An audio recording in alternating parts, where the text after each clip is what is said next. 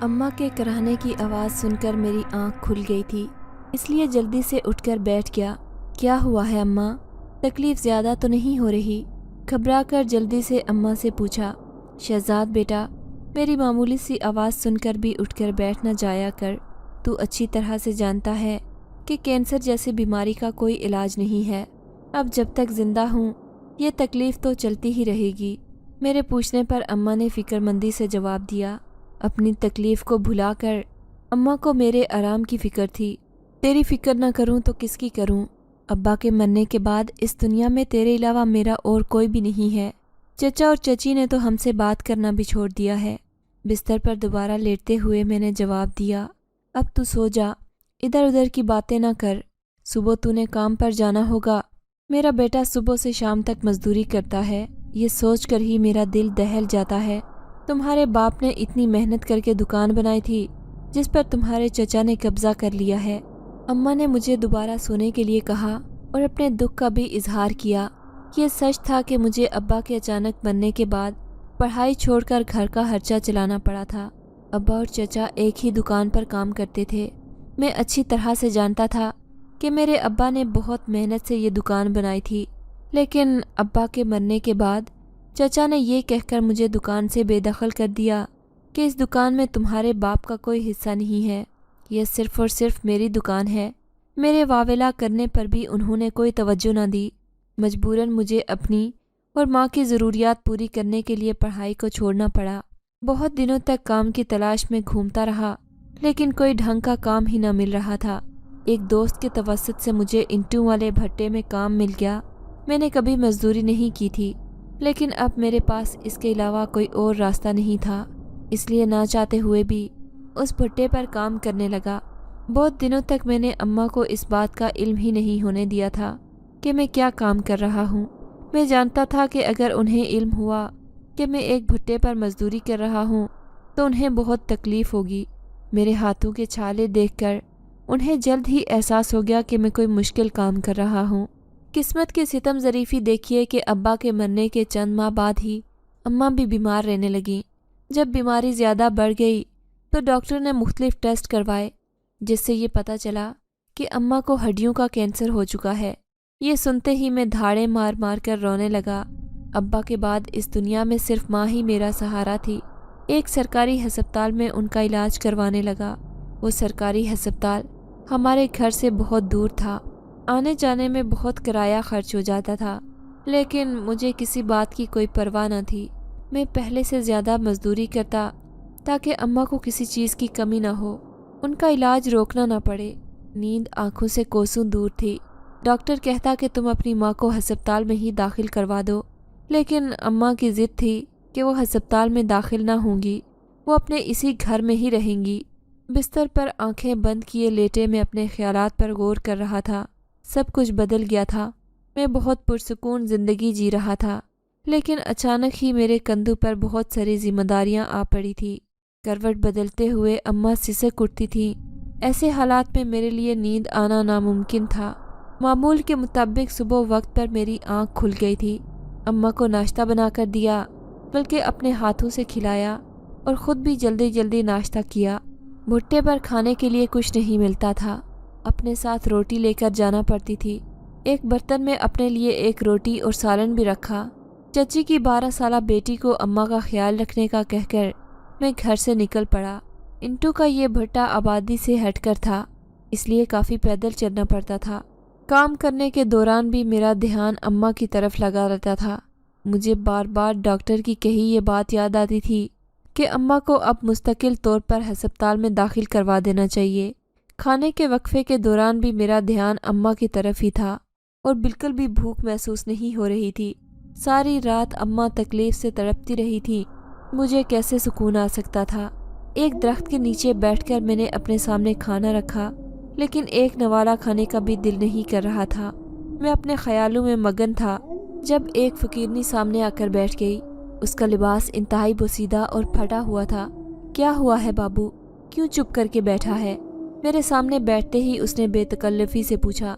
کچھ نہیں، آرام کر رہا ہوں، میں نے مختصر جواب دیا۔ بھوک نہ ہونے کی وجہ سے کھانا دوبارہ بند کر کے رکھ دیا۔ اچھی طرح سے کھانا کھا لو، اگر کھانا نہیں کھاؤ گے تو مزدوری کیسے کرو گے؟ مجھے کھانا رکھتے ہوئے دیکھ کر اس فقیرنی نے کہا، مجھے بھوک نہیں ہے، اگر تمہیں ہے تو یہ کھا لو۔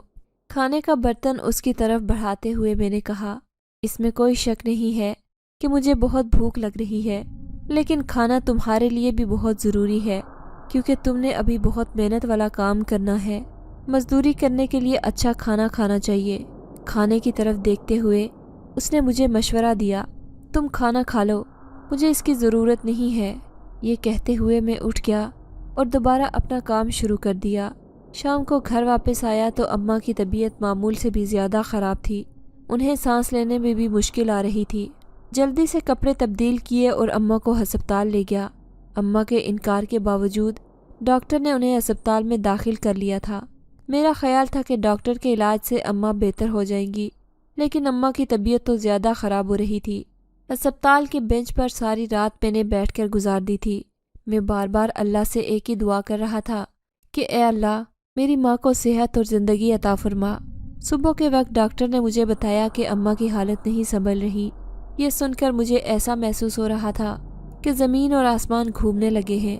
میں ایک لمحے کے لیے بھی اماں کو چھوڑ کر نہیں جا سکتا تھا، اس لیے ارد گرد سے بے خبر سر جھکائے دعائیں مانگ رہا تھا۔ 2 دن اماں موت کے ساتھ جنگ لڑتی رہی، لیکن آخر کار ہار گئی۔ میں جو یہ سوچتا تھا کہ اماں کی موت کی خبر سن کر شاید میں بھی زندہ نہ رہ سکوں گا، مجھے خود پر حیرت ہو رہی تھی کہ کیسے اتنا مضبوط ہو گیا ہوں کہ اماں کے کفن دفن کے انتظام میں لگ گیا۔ میں نے اتنا بڑا صدمہ برداشت کر لیا تھا۔ یہ صبر مجھے اللہ کی طرف سے عطا کیا گیا تھا۔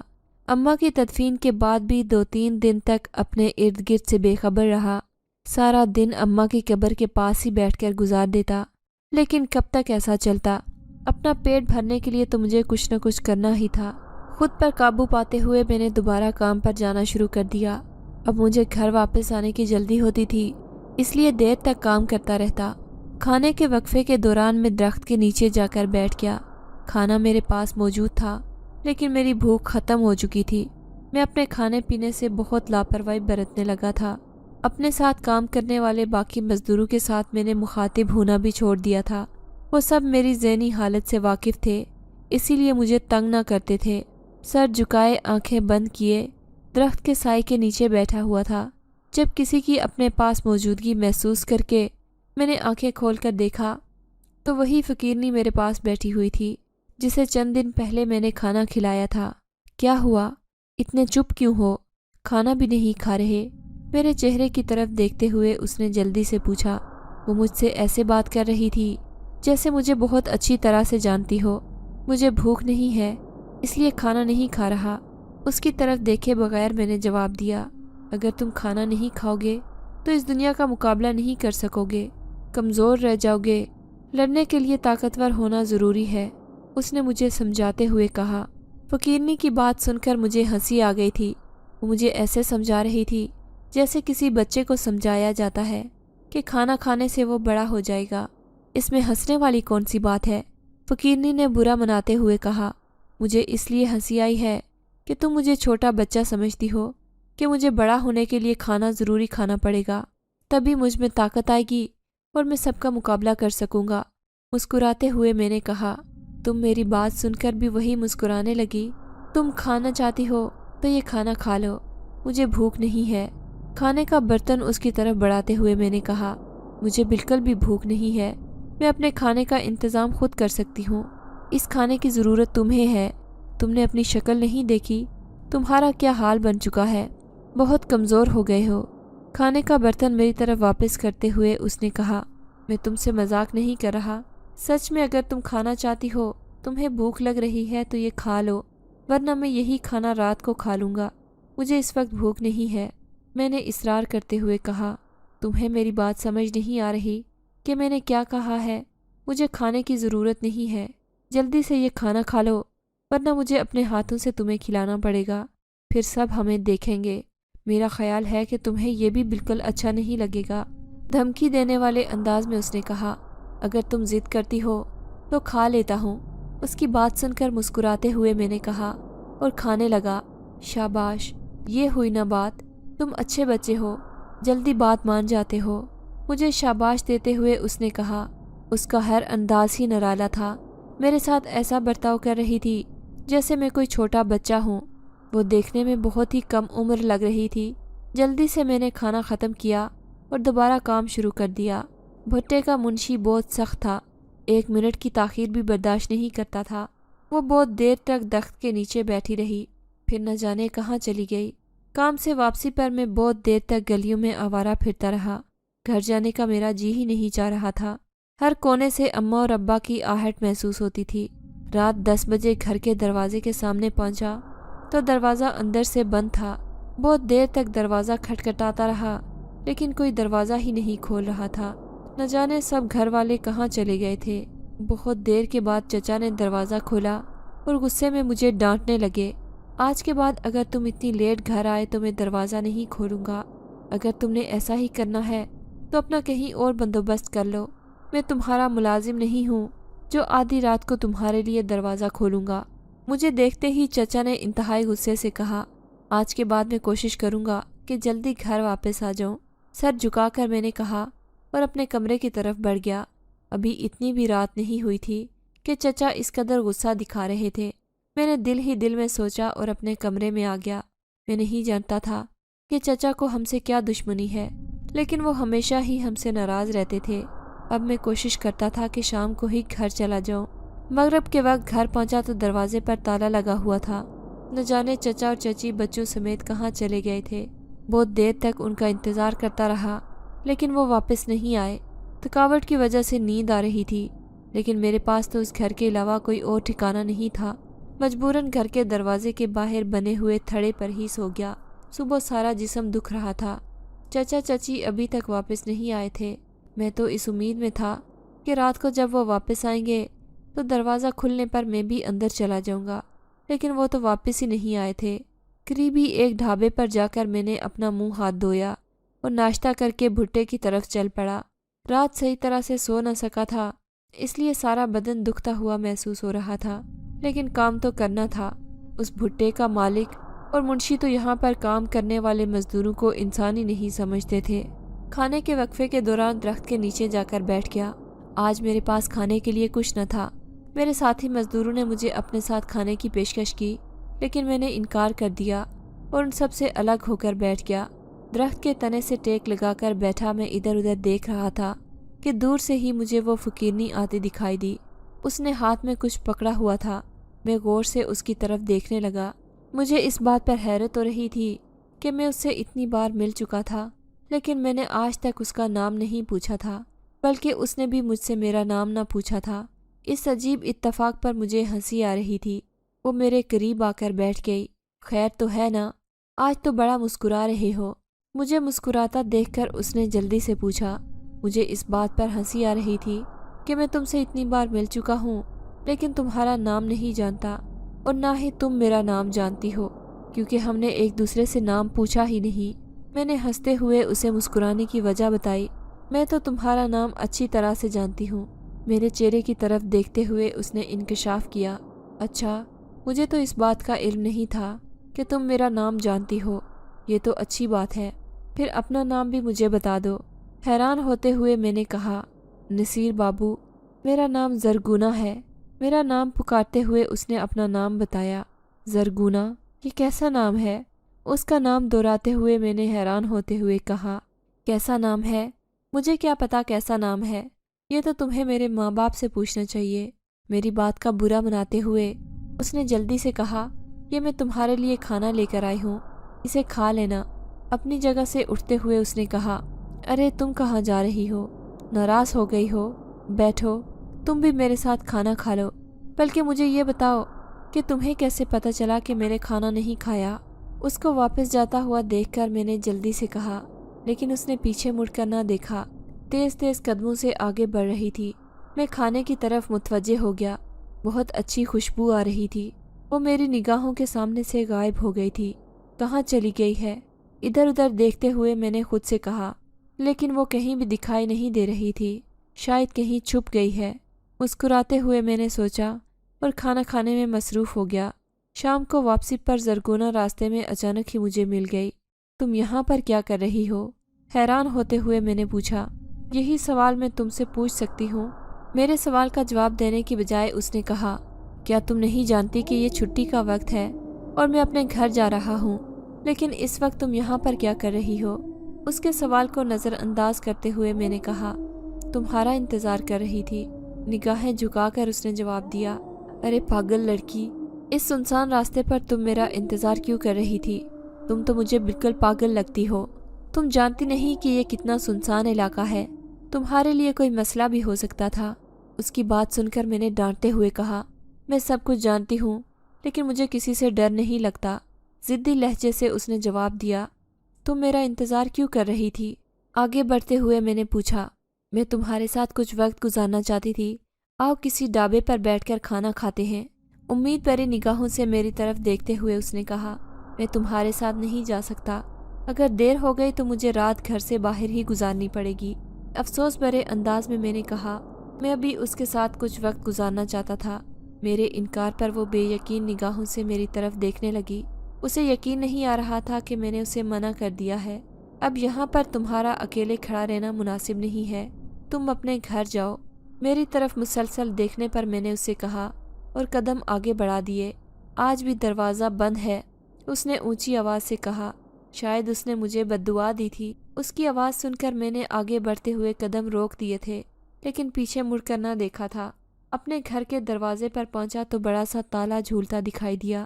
مجھے حیرت ہو رہی تھی کہ چچا اور چچی بچوں سمیت نہ جانے کہاں چلے گئے ہیں کہ واپس ہی نہیں آ رہے۔ ان کی بے حسی پر مجھے غصہ بھی آ رہا تھا۔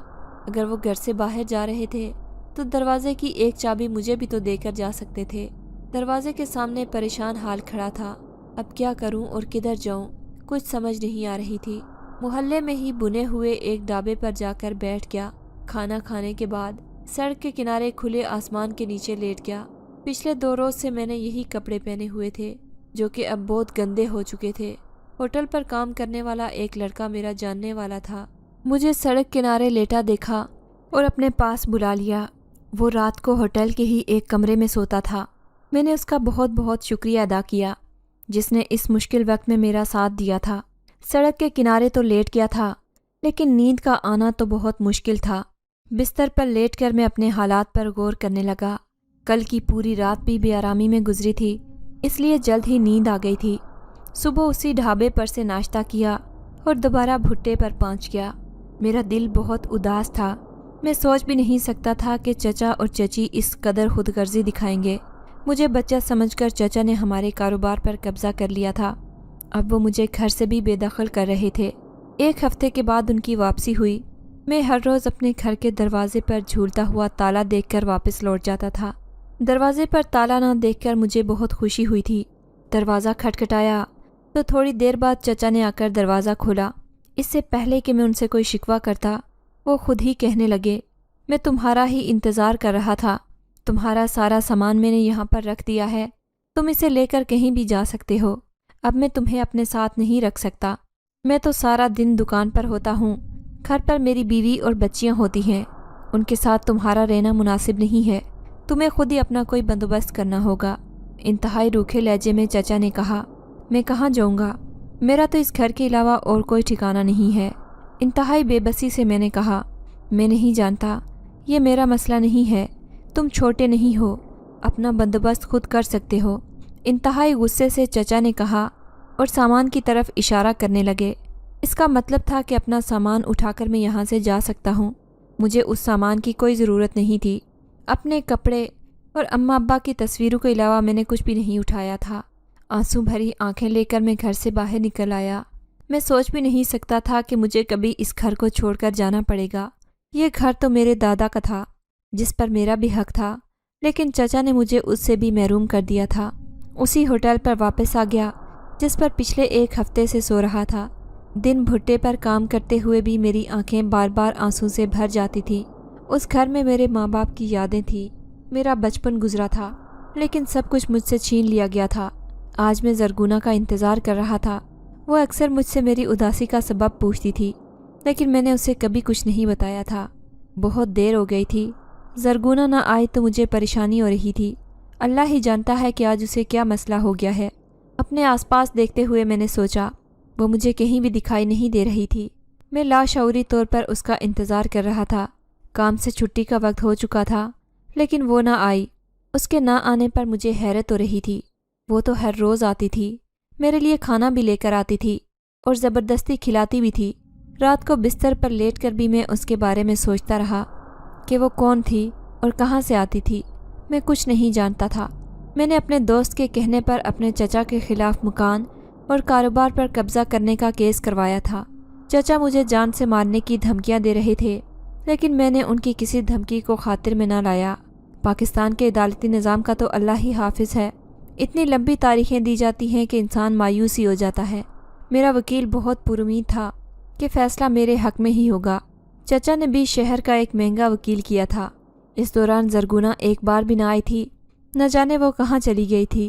مجھے اس کی بہت فکر ہو رہی تھی کہ وہ کسی مصیبت میں مبتلا نہ ہو، لیکن یہ تو میں جانتا ہی نہیں تھا کہ وہ کہاں رہتی ہے۔ میں جب بھی اس سے پوچھنے کی کوشش کرتا کہ وہ کہاں رہتی ہے، وہ ہمیشہ بات کو ٹال دیتی تھی۔ زندگی سست رفتاری سے آگے بڑھ رہی تھی۔ میں اپنے دوست کے ساتھ ہوٹل کے ہی کمرے میں سو جاتا تھا۔ میرے دوست نے بہت بار مجھے یہ پیشکش کی تھی کہ میں بھٹے کی سخت مزدوری چھوڑ کر اس کے ساتھ اسی چھوٹے سے ہوٹل پر ہی کام کرنا شروع کر دوں، لیکن میں زرگونہ کی وجہ سے بھٹے کی نوکری نہیں چھوڑ سکتا تھا۔ مجھے امید تھی کہ وہ جب بھی واپس آئے گی مجھ سے ملنے کے لیے اسی جگہ پر ہی آئے گی جہاں پر ہم پہلی بار ملے تھے۔ وکیل صاحب 2 مہینے تو گزر چکے ہیں، اب جلد سے جلد اس کیس کا فیصلہ ہونا چاہیے۔ میں مزدور آدمی ہوں، میرے پاس اتنا وقت نہیں ہوتا کہ اسے ضائع کر سکوں۔ اگر تو کیس چچا جیت گئے تو میں خالی ہاتھ رہ جاؤں گا۔ میں وکیل صاحب کے آفس میں بیٹھا ہوا تھا جب میں نے انتہائی بیزار لہجے میں کہا، نصیر، تمہیں فکر کرنے کی ضرورت نہیں ہے۔ مجھ پر یقین رکھو کہ جلد ہی یہ کیس حل ہو جائے گا اور تمہارے ہی حق میں فیصلہ ہوگا کیونکہ تم حق پر ہو۔ ہر بار کی طرح وکیل صاحب نے مجھے تسلی دیتے ہوئے کہا۔ گرمی کی شدت میں اضافہ ہو چکا تھا۔ اس گرمی میں بھٹے کی مزدوری کرنا آسان نہیں تھا۔ میں اس نوکری کو چھوڑ بھی سکتا تھا، لیکن میں زرگونہ کے پاس واپس آنے کی امید پر ہر روز درخت کے نیچے بیٹھ کر انتظار کرتا تھا۔ میں درخت کے سائے کے نیچے بیٹھا تھا جب اچانک ہی وہ میرے سامنے آ کر کھڑی ہو گئی۔ تم کہاں چلی گئی تھی؟ حیران نظروں سے اس کی طرف دیکھتے ہوئے میں اپنی جگہ پر کھڑا ہو گیا۔ تم کھڑے کیوں ہو گئے ہو؟ بیٹھے رہو۔ میرے کھڑے ہونے پر اس نے نگاہیں جھکا کر کہا، پہلے تم مجھے بتاؤ کہ تم کہاں چلی گئی تھی؟ تم ٹھیک ہو نا؟ اتنے عرصے تک کیوں نہیں آئی؟ میں ہر روز تمہارا انتظار کرتا تھا۔ انتہائی بے صبری سے میں نے اسے اپنی کیفیت سے آگاہ کیا۔ میں بہت مجبور تھی، اس لیے نہ آ سکی۔ میں بھی تمہاری طرح بہت اداس رہتی تھی، بہت یاد کرتی رہتی تھی۔ زمین پر بیٹھتے ہوئے اس نے بے بسی سے کہا، ایسی بھی کیا مجبوری تھی؟ تم مجھے بتا سکتی تھی میں تمہارے لیے کتنا پریشان ہوا ہوں۔ تمہیں اس بات کا بالکل بھی اندازہ نہیں ہے۔ شکوہ کرتے ہوئے میں نے کہا، میں جانتی تھی کہ تم بہت پریشان ہوگے، لیکن میری مجبوری سمجھنے کی کوشش کرو۔ میں تم سے ملنے کے لیے نہیں آ سکتی تھی اور نہ ہی تمہیں اپنے حالات سے آگاہ کر سکتی تھی۔ ایک بار پھر اس نے اپنی بے بسی کا اظہار کیا۔ کھانے کا وقفہ ختم ہو چکا تھا، اس لیے نہ چاہتے ہوئے بھی مجھے دوبارہ کام شروع کرنا پڑا۔ وہ جا چکی تھی۔ وہ آج بھی بہت پریشان اور اداس دکھائی دے رہی تھی۔ میں چاہتا تھا کہ جلد سے جلد چھٹی کا وقت ہو اور میں دوبارہ جا کر اس سے ملوں۔ میں اس کے بارے میں جاننا چاہتا تھا تاکہ اس کی کچھ مدد کر سکوں۔ چھٹی کے بعد بھی میں وہاں کچھ دیر بیٹھا اس کا انتظار کرتا رہا۔ وہ نہ آئی تو واپسی کے لیے میں نے قدم بڑھا دیے۔ مجھے امید تھی کہ وہ راستے میں مجھے مل جائے گی، لیکن ایسا نہ ہوا۔ ہوٹل واپسی پر میرا دوست تیار کھڑا تھا۔ وہ اپنے کسی ضروری کام سے شہر سے باہر جا رہا تھا۔ کھانا کھانے کے بعد میں اسی بوسیدہ سے کمرے میں آ کر لیٹ گیا۔ میرے ذہن میں بار بار زرگونہ کے خیالات آ رہے تھے۔ میں بہت بے چینی سے انتظار کر رہا تھا کہ وہ مجھے ملے اور میں اس کے بارے میں جان سکوں، لیکن وہ تو ایک بار پھر سے غائب ہو گئی تھی۔ میں اسی کے بارے میں سوچ رہا تھا جب اچانک ہی مجھے احساس ہوا کہ اس کمرے میں میرے علاوہ کوئی اور بھی موجود ہے۔ کمرے کی لائٹ آن کی تو اپنے سامنے اسے دیکھ کر حیرت کی انتہا نہ رہی۔ تم یہاں تک کیسے آ گئی ہو؟ تمہیں کیسے پتہ چلا کہ میں یہاں پر رہتا ہوں؟ حیران نظروں سے اس کی طرف دیکھتے ہوئے میں نے پوچھا۔ مجھے اب تک یقین نہیں آ رہا تھا کہ وہ میرے پیچھے یہاں تک آ گئی ہے۔ تمہیں پریشان ہونے یا حیران ہونے کی ضرورت نہیں ہے۔ میں اچھی طرح سے جانتی تھی کہ تم یہاں پر ہی رہتے ہو۔ چارپائی پر بیٹھتے ہوئے اس نے کہا، یہی تو میں جاننا چاہتا ہوں کہ تمہیں کیسے علم ہوا کہ میں یہاں پر رہتا ہوں۔ اسے اپنے سامنے دیکھ کر مجھے ابھی تک یقین نہیں آ رہا تھا، اس لیے بار بار پوچھ رہا تھا۔ میں نے تم سے کہا نا آرام سے بیٹھ جاؤ۔ सब पता चल जाएगा तुम्हें, फिक्रमंद होने की ज़रूरत नहीं है। उसने इंतहाई संजीदगी से जवाब दिया। ज़रगोना, मैं तुम्हारे बारे में कुछ नहीं जानता कि तुम कौन हो, कहाँ रहती हो, किस कबीले से तुम्हारा ताल्लुक़ है। मैं तुम्हारे बारे में सब जानना चाहता हूँ। उसके सामने बैठते हुए मैंने इंतहाई संजीदगी से कहा, मैं तुम्हारे इस सवाल से हमेशा जान छुड़ाने की कोशिश करती थी, लेकिन मैं जानती हूँ कि एक न एक दिन तो तुम्हें बताना ही पड़ेगा। अपने चेहरे पर फीकी सी मुस्कुराहट सजाते हुए उसने कहा। मैं बहुत तवज्जो से उसके चेहरे की तरफ देख रहा था। मेरा नाम तो तुम जानते हो। तुम्हें ये देखकर हैरत होगी कि मैं इंसान नहीं बल्कि एक जिनजादी हूँ और अपनी जान बचाकर इंसानों की दुनिया में आई हूँ। मेरे चेहरे की तरफ देखते हुए उसने इंतहाई धीमे लहजे से कहा, यह जान करके वो इंसान नहीं बल्कि एक जिनजादी है, मेरी तो सीटी गुम हो गई। क्या मतलब है? तुम इंसान नहीं हो? खौफ और हैरत के मारे अटक अटक कर मैंने पूछा। ये हकीकत है कि मैं जिनजादी हूँ। भट्टे के आसपास जो मिट्टी के पहाड़ हैं, मेरा ठिकाना वहाँ पर ही है। उसने एक और इंकशाफ किया। ऐसा लग रहा था कि मेरे पास तो अल्फाज ही ख़त्म हो गए हैं। मैं खामोशी और हैरानगी से उसके चेहरे की तरफ देख रहा था। मैं जानती थी कि मेरी हकीकत जानकर तुम हैरान हो जाओगे। मेरा यकीन करो कि मैं तुम्हें कोई धोखा नहीं देना चाहती थी। उसने इंतहाई मिन्नत भरे लहजे से कहा, तुमने मुझसे अपनी हकीकत क्यों छुपाई? मैं तुम्हें सब कुछ बता देना चाहती थी, लेकिन मैं एक ऐसी मुसीबत में फंस गई थी कि मुझे अपनी जान बचाने के लिए ज़मीन की तह में छुपना पड़ा। उसने जल्दी से जवाब दिया, क्या मैं ये जान सकता हूँ कि तुम पर ऐसी कौन सी मुसीबत आन पड़ी थी कि तुम्हें ज़मीन की तह में जाकर छुपना पड़ा? उसके परेशान चेहरे की तरफ देखते हुए मैंने पूछा। मैं अपनी दुनिया में बहुत खुश थी और अपने वालिदैन के साथ बहुत पुरसुकून ज़िंदगी गुजार रही थी, लेकिन मैं नहीं जानती थी कि आने वाली ज़िंदगी मेरे लिए किस कदर मुश्किल होगी। कबीले के सरदार का बेटा बहुत आवारा और खुदसर है। एक लड़ाई के दौरान उसने मेरे बाप को कत्ल कर दिया। मैं उससे अपने बाप की मौत का बदला लेना चाहती थी। मैंने दिल में ये ठान ली थी कि मुझे जब भी मौका मिलेगा उस आवारा शख्स को जान से मार दूंगी। 1 साल के तवील इंतज़ार के बाद मुझे मौका मिला, जब उसे कबीले का सरदार बनाया जा रहा था। एक बहुत बड़ी दावत का इंतज़ाम किया गया था। जब मैं कबीले का हर शख्स मौजूद था, मैं उसका निशाना लेकर तीर छोड़ चुकी थी, लेकिन बदकिस्मती से उसका बाप मेरे तीर का निशाना बन गया और मौके पर ही मर गया। बहुत से लोगों ने मुझे देख लिया था। अपनी जान बचाने के लिए मैं जिन्नात की दुनिया से भागकर इंसानों की दुनिया में आ गई। यहाँ पर भी मैंने खुद को वीरानों तक ही महदूद रखा। मेरे कबीले के लोग मुझे पागलों की तरह तलाश कर रहे हैं। वो मुझे तलाश करते हुए मिट्टी के पहाड़ों तक भी पहुँचे थे, जहाँ पर मैंने अपनी रिहाइश इख्तियार की थी। उनसे बचने के लिए मैंने खुद को ज़मीन की तह में छुपा लिया था। वो मेरी तलाश में मायूस होकर वापस चले गए हैं। उसने एक लंबा सांस लेते हुए अपनी पूरी कहानी मुझे सुनाई। तुम्हारे भाइयों को अपने बाप का इंतकाम लेना चाहिए था और इंतकाम लेने में तुम्हारी मदद भी करनी चाहिए थी। उसकी कहानी सुनने के बाद मैंने बाकी ख़ानदान के बारे में भी पूछा। मेरे भाई अभी कम उम्र हैं, सरदार या उसके बेटे का मुकाबला नहीं कर सकते। दुखी लहजे में उसने जवाब दिया, तुम मुझे बताओ, मैं तुम्हारी क्या मदद कर सकता हूँ? तुम्हारी माँ और बहन भाई तुम्हें याद करते होंगे, उन्हें तुम्हारी ज़रूरत होगी। हमदर्दाना लहजे में मैंने कहा, अगर मैं अपनी दुनिया में वापस गई तो मेरे कबीले के लोग मुझे आग में जला देंगे। मैंने किसी आम जिन का कत्ल नहीं किया, बल्कि कबीले के सरदार का कत्ल किया है, जिसकी सज़ा माफ़ नहीं की जा सकती। उसने इंतहाई बेबसी और दुख से कहा, तुमने कत्ल के बदले कत्ल किया था। कसास लेने की इजाज़त तो हमारा मज़हब देता है, फिर तुम्हें किस बात की सज़ा दी जाएगी? मैंने उससे पूछा। यहाँ पर बात कमज़ोर और ताकतवर की है। वो ताकतवर है, इसलिए मुझसे बदला लेगा। तंजिया मुस्कुराहट अपने चेहरे पर सजाते हुए उसने जवाब दिया, इसके साथ वक्त गुजरने का एहसास ही नहीं हो रहा था। तुम्हें आराम करना चाहिए। सुबह से शाम तक तुम्हें धूप में काम करना होगा। उसके लिए तुम्हें नींद पूरी करनी चाहिए ताकि तुम थकावट का शिकार ना हो। घड़ी की तरफ देखते हुए उसने कहा, रात का 1 बज चुका था, मुझे नींद नहीं आ रही। मैंने मुख्तसर जवाब दिया, मैं इस वक्त जा रही हूँ, कल तुमसे मुलाकात होगी। उसने कहा और जल्दी से गायब हो गई। मैं उसके साथ अभी बातें करना चाहता था। मेरे आराम के ख्याल से वो चली गई थी।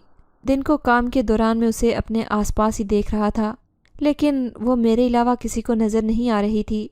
रात देर तक वो मेरे पास ही बैठी रही और बातें करती रही। वो अपने घर वालों को बहुत याद कर रही थी। आज अदालत ने फ़ैसला सुनाना था। मुझे पूरी उम्मीद थी कि फ़ैसला मेरे हक़ में आएगा, लेकिन उस वक्त मेरी हैरत की इंतहा न रही جب چچا نے عدالت کے سامنے جھوٹے کاغذات بالکل اصلی بنا کر پیش کر دیے۔ ان کاغذات کے مطابق دکان اور مکان کے مالک چچا ہی تھے، میرے ابا کا ان میں کوئی حصہ نہیں تھا۔ عدالت نے چچا کے حق میں فیصلہ دے دیا۔ میرا وکیل بھی کیس ہار جانے کی وجہ سے بہت شرمندہ تھا۔ عدالت کے احاطے میں چچا سے سامنا ہوا تو وہ بہت خوش دکھائی دے رہے تھے۔ مجھے دیکھتے ہی ان کا چہرہ غصے سے سرخ ہو گیا تھا۔ میں تمہیں معاف نہیں کروں گا، تمہیں ایسی سزا دوں گا جس کا تم نے کبھی سوچا بھی نہ ہوگا، مجھے چیلنج کرتے ہوئے چچا نے کہا۔ میں اس وقت صدمے کی کیفیت میں تھا، اس لیے خاموشی سے آگے بڑھ گیا۔ میرے پاس تو کوئی ٹھکانہ بھی نہیں تھا جہاں جا کر بیٹھ کر رو لیتا اور اپنے دل کا بوجھ ہلکا کر لیتا۔ ایسے ہی سڑکوں پر آوارہ گردی کرنے لگا۔ سارا دن سڑکوں پر آوارہ گھومتا رہا اور پھر ایک پارک میں جا کر بیٹھ گیا۔ مایوس ہونا کفر ہے۔ اللہ تعالیٰ ایک در بند کرتا ہے تو 100 در کھول دیتا ہے۔ کیا تمہیں اس بات کا یقین نہیں ہے؟ پارک میں بیٹھے ہوئے مجھے تھوڑی دیر ہی گزری تھی جب مجھے اچانک ہی زرگونہ میرے سامنے آ کر بیٹھ گئی اور میرا پریشان چہرہ دیکھ کر مجھے سمجھانے لگی۔ میں نہیں جانتا کہ میرے ساتھ یہ سب کیوں ہو رہا ہے۔ سر جھکاتے ہوئے انتہائی مایوسی سے میں نے کہا، میں صبح سے تمہیں دیکھ رہی ہوں۔ میں نے تمہیں تنہا رہنے دیا تھا تاکہ تم کچھ وقت اپنے آپ کو دے سکو اور صدمے سے سنبھل سکو۔ زرگونہ کی اس بات پر میں نے جلدی سے اس کی طرف دیکھا۔ کیا مطلب ہے؟ تم صبح سے میرے ساتھ ہو لیکن ایک بار بھی میرے سامنے نہیں آئی۔ حیران ہوتے ہوئے میں نے پوچھا، اگر تم چاہو تو میں تمہارے چچا سے سب کچھ لے کر دے سکتی ہوں، اسے اس کے کیے کی سزا بھی مل جائے گی اور تمہیں تمہارا حصہ۔ خوش دلی سے اس نے کہا، میرے چچا شروع سے ہی ہمیں پسند نہیں کرتے تھے لیکن میں کبھی ان کے بارے میں برا نہیں سوچ سکتا، میں انہیں کوئی بھی نقصان نہیں پہنچا سکتا۔ انکار میں گردن ہلاتے ہوئے میں نے کہا، تم کتنے اچھے ہو، تم نے خود بھوکے رہ کر مجھے کھانا کھلایا تھا، تمہارا دل بہت اچھا ہے، تم کبھی کسی کو کوئی تکلیف نہیں دے سکتے۔ میرا جواب سن کر اس نے خوشی سے کہا، کب تک سوگ مناتے رہو گے؟ اب اٹھو، تم نے دن کا کھانا بھی نہیں کھایا، تمہیں بھوک لگی ہوگی۔ میرا ہاتھ پکڑ کر اٹھانے کی کوشش کرتے ہوئے اس نے کہا۔ نہ چاہتے ہوئے بھی مجھے اس کی بات ماننی پڑی۔ ہم دیر تک سڑکوں میں گھومتے رہے اور ہوٹل کے اسی بوسیدہ سے کمرے میں آ گئے تھے۔ اب تمہیں آرام کرنا چاہیے، ادھر ادھر کی سوچوں میں خود کو مت الجھانا، اللہ تعالیٰ کی ذات سب بہتر کر دے گی، ایک بار پھر سے مجھے سمجھاتے ہوئے کہا اور پلک جھپکتے ہی غائب ہو گئی۔ مجھے اس کے اچانک ہی غائب ہو جانے والی عادت پر بہت غصہ آتا تھا، لیکن میرے کہنے پر وہ صرف مسکراتی رہتی تھی۔ صبح کام پر جاتے ہوئے بھی میرا دل بہت اداس ہو رہا تھا۔ محنت سے کماتے ہوئے پیسے میں نے اپنے وکیل کی فیس ادا کی تھی، فائدہ کچھ نہ ہوا تھا، سب پیسے ضائع ہو گئے تھے۔ بے دلی سے میں اپنے کام کے لیے نکل پڑا۔ کام کے دوران زرگونہ بھی دکھائی دے رہی تھی۔ کام کرتے ہوئے اچانک ہی مجھے اپنی ٹانگ میں درد محسوس ہوا۔ میں نے کچھ خاص توجہ نہ دی اور کام کرتا رہا۔ آہستہ آہستہ ٹانگ کی تکلیف میں اضافہ ہو رہا تھا۔ تکلیف برداشت کرتے کرتے میں تھک گیا اور نڈھال ہو کر زمین پر گر گیا۔ میرے ساتھی مزدور جلدی سے میری طرف بڑھے اور مجھے اٹھا کر درخت کے سائے کے نیچے لے آئے۔ میں تکلیف سے تڑپ رہا تھا، کچھ سمجھ نہیں آ رہی تھی کہ ٹانگ میں کیا ہو رہا ہے۔ ایسا لگ رہا تھا کہ ٹانگ کو چھری سے کاٹا جا رہا ہے۔ ٹانگ کا رنگ بالکل نیلا ہو چکا تھا اور ایسا لگ رہا تھا کہ کسی زہریلے کیڑے نے کاٹ لیا ہے اور اس کا زہر پوری ٹانگ میں پھیل رہا ہے۔ جلدی سے مجھے ہسپتال پہنچایا گیا۔ ڈاکٹر نے مجھے نشہ اور ادویات دے کر سلا دیا۔ چند گھنٹے کے بعد جب میری آنکھ کھلی تو تکلیف اپنی جگہ پر برقرار تھی، اب تو پہلے سے بھی بڑھ گئی تھی۔ ٹانگ کو اپنی جگہ سے حرکت دینا بھی میرے لیے ناممکن ہو چکا تھا۔ ڈاکٹرز خود بھی حیران تھے کہ میرے ٹیسٹ رپورٹ میں تو ایسی کوئی بات نہیں سامنے آئی جس سے یہ ثابت ہوتا کہ ٹانگ کو کسی زہریلے کیڑے نے کاٹا ہے جس کی وجہ سے اس کا رنگ نیلا پڑ گیا ہے۔ کسی دوائی کا مجھ پر کوئی اثر نہیں ہوتا اور تکلیف سے نجات دلوانے کے لیے ڈاکٹرز مجھے نیند کا انجیکشن لگا دیتے اور میں تکلیف برداشت کرتے کرتے بے ہوش ہو جاتا۔ جب مجھے ہوش آتا تو میں تکلیف سے چیخنے لگتا۔ مجھے اس بات پر حیرت ہو رہی تھی کہ زرگونہ ایک بار بھی میرے پاس نہ آئی تھی۔ وہ ہر مشکل میں میرا ساتھ دیتی تھی، لیکن اس تکلیف کے دوران تو وہ مجھ سے ملنے کے لیے ایک بار بھی نہ آئی تھی۔ آج 3 دن ہو گئے تھے میں تکلیف سے لڑ رہا تھا۔ میں بار بار اللہ تعالیٰ سے اپنے گناہوں کی معافی مانگ رہا تھا۔ انجانے میں نہ جانے مجھ سے کون سی ایسی غلطی سرزد ہو گئی تھی جس کی مجھے سزا مل رہی تھی۔ میں بستر پر محتاجوں کی طرح پڑا ہوا تھا۔ اپنی یہ حالت دیکھ کر مجھے بہت افسوس ہو رہا تھا۔ زرگونہ کی عدم موجودگی بھی میرے لیے حیران کن تھی۔ اپنی تکلیف کو برداشت کرتے ہوئے میں زرگونہ کے بارے میں سوچ رہا تھا جب اچانک ہی وہ میرے سامنے آ کر کھڑی ہوئی۔ ایسا بہت بار ہوتا تھا۔ جب میں اس کے بارے میں سوچتا تھا وہ میرے سامنے آ جاتی تھی۔ اب تمہاری صحت کیسی ہے؟ اس نے بے صبری سے پوچھا۔ تم کہاں چلی گئی تھی؟ میں تمہارے بارے میں پریشان ہو رہا تھا۔ اپنی صحت کے بارے میں بتانے کی بجائے میں نے اس سے جلدی سے پوچھا۔ مجھے اچانک سے جانا پڑا، اس لیے میں تمہاری مدد کے لیے نہ پہنچ سکی۔ میں کل بھی آئی تھی لیکن تم سو رہے تھے، تمہیں جگانا مناسب نہیں سمجھا اور چلی گئی تھی۔ اس نے مجھے بتایا۔ تم کیوں چلی گئی تھی؟ انتظار کرتی رہتی۔ میں تو تب تک ہی سوتا ہوں جب تک دوائی کا اثر رہتا ہے، اس کے بعد تو بن پانی کے مچھلی کی طرح تڑپتا رہتا ہوں۔ میں نے بے بسی سے جواب دیا۔ میں اچھی طرح سے جانتی ہوں، لیکن تمہیں پریشان ہونے کی ضرورت نہیں ہے، تم بہت جلد صحتیاب ہو جاؤ گے۔ اپنی عادت کے مطابق اس نے مجھے تسلی دیتے ہوئے کہا تو میں مایوسانہ انداز سے مسکرا اٹھا۔ تم سمجھ رہے ہو کہ میں مذاق کر رہی ہوں، ویسے ہی تمہیں تسلی دے رہی ہوں، لیکن ایسا ہرگز نہیں ہے۔ یہ جان کر کے تم تکلیف میں کیوں مبتلا ہوئے تھے، حیرت زدہ رہ جاؤ گے۔ میرے مسکرانے پر انتہائی سنجیدہ انداز سے کہا تو میں کچھ نہ سمجھ آنے والے انداز سے اس کی طرف دیکھنے لگا۔ اس دنیا میں کچھ لوگ ایسے ہوتے ہیں جن کی آنکھوں پر لالچ کی پٹی باندھ جاتی ہے، پھر انہیں اس بات کا احساس نہیں رہتا کہ وہ گناہ کر رہے ہیں۔ اپنا مقصد حاصل کرنے کے لیے وہ ہر طرح کا گناہ کرنے کے لیے تیار ہو جاتے ہیں۔ میرے چہرے کی طرف دیکھتے ہوئے اس نے سنجیدگی سے کہا مجھے تمہاری کسی بات کا سمجھ نہیں آ رہا۔ کون سے لالچ اور کیسا گناہ؟ حیران ہوتے ہوئے میں نے پوچھا۔ تمہیں سب سمجھ آ جائے گا، مسکراتے ہوئے زرگونا نے جواب دیا اور آگے بڑھ کر کمرے کا دروازہ کھول دیا۔ میں اس وقت خود کو کافی بہتر محسوس کر رہا تھا اور ٹانگ کی تکلیف بھی محسوس نہیں ہو رہی تھی۔ دروازہ کھولتے ہی چچا اور چچی شرمندہ سے انداز میں سر جھکائے اندر داخل ہوئے۔ ان کے ساتھ ہی عجیب سے لباس میں ملبوس ایک اجنبی شخص بھی تھا۔ میں حیران نظروں سے ان کی طرف دیکھنے لگی۔ بیٹا، ہم بہت شرمندہ ہیں، ہمیں معاف کر دو، اب تمہیں ہماری وجہ سے کبھی کوئی تکلیف نہیں ہوگی۔ گردن جھکائے میرے سامنے ہاتھ جوڑ کر چچا نے انتہائی منت بھرے لہجے میں کہا۔ میں حیران نظروں سے کبھی زرگونا کو اور کبھی چچا اور چچی کو دیکھ رہا تھا۔ آپ نے ایسا کون سا کام کیا ہے جس کی وجہ سے آپ کو شرمندگی اٹھانا پڑ رہی ہے، بلکہ مجھ سے معافی بھی مانگنی پڑ رہی ہے؟ دکھی لہجے سے میں نے پوچھا۔ مجھے لگتا ہے کہ تمہیں مکمل طور پر سمجھانا پڑے گا کہ تمہارے ساتھ کیا ہوا تھا۔ تم آگے آ کر اسے حقیقت بتاؤ، زرگونا میری طرف دیکھتے ہوئے کہنے لگی، اور اس نے اجنبی شخص کو مخاطب کرتے ہوئے آگے آنے کا کہا۔ میں ابھی تک ہونک بنا سب کچھ دیکھ رہا تھا۔ اجنبی شخص نے اپنے لباس میں سے چھپا ہوا ایک پتلا نکالا، جسے دیکھ کر میری آنکھیں حیرت سے پھٹی کی پھٹی رہ گئیں۔ وہ پتلا مجھ سے مشابہت رکھتا تھا اور اس کی ایک ٹانگ میں کیل ٹھوکی ہوئی تھی۔ اب مجھے سمجھنے میں دیر نہیں لگی کہ چچا اور چاچی نے مجھ پر کالے جادو کے ذریعے وار کروایا تھا تاکہ میں دوبارہ کبھی ان سے مقابلے میں نہ آ سکوں۔ زرگونا نے آگے بڑھ کر جلدی سے وہ پتلا اس کے ہاتھ سے چھین لیا اور اپنی انگلی کے اشارے سے اسے دھکیل کر دیوار کے ساتھ پھینک دیا۔ بیٹا، تم ہمیں معاف کر دو، ہماری کیے کی سزا ہمارے بچوں کو مت دینا، تمہیں خدا کا واسطہ ہے۔ تم ہم سے مکان بھی لے لو اور دکان بھی لے لو، لیکن ہمارے بچوں کی جان بخشی کر دو۔ چچی نے ہاتھ جوڑ کر روتے ہوئے مجھ سے کہا، تم گھر جاؤ گی تو تمہارے بچے بالکل ٹھیک ہوں گے۔